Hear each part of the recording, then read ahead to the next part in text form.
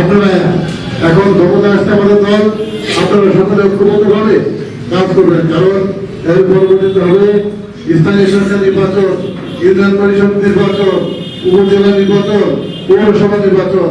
এই সমস্ত নির্বাচনকে সামনে রেখে যদি আপনারা যদি ঐক্যবদ্ধ হতে না পারেন, তাহলে কিন্তু আপনাদের পরিণতি কিন্তু অনেক সফলই হবে। আপনারা কিন্তু মুখ দেখাতে পারবেন না।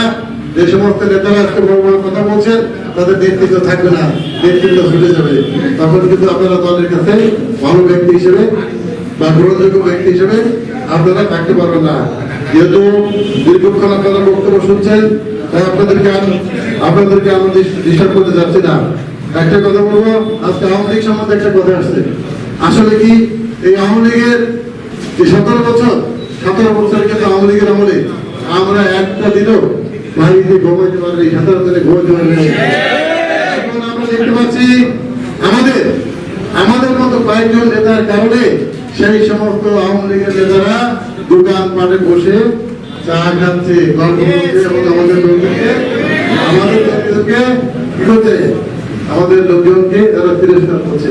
এটা কিন্তু খুবই দুঃখজনক। আজকে অনেক প্রতিষ্ঠান এখনো, যে সমস্ত প্রতিষ্ঠানে আওয়ামী লীগ থাকার কথা না, এখানে বাস টার্মিনাল বলেন, এই বাসে নিয়ে বলেন, সেই সমস্ত আমাদের লোকের উপরে ভর করে কিন্তু তারা এইগুলি করে যাচ্ছে। সেদিকে আমাদের কোনো নজর নাই। আমাদের নজর আছে কোন দিকে? আমাদের দলের লোক কি করবে সেই দিকে।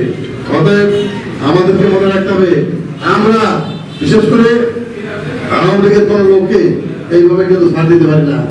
আমাদের নির্বাচনের স্বার্থে এখানে দ্বিধা বিভক্তির কারণে কিন্তু জামাত যেভাবে নিয়েছে, আমাদের যে মানে দলের বিপক্ষে যে প্রার্থী ছিল 2 আসনে দেখেছি, সেও কিন্তু আওয়ামী লীগের ওইভাবে পরিণতভাবে ছেড়ে দিয়েছে। এটা কিন্তু খুবই দুঃখজনক। এটা কিন্তু আমরা আশা করি নাই।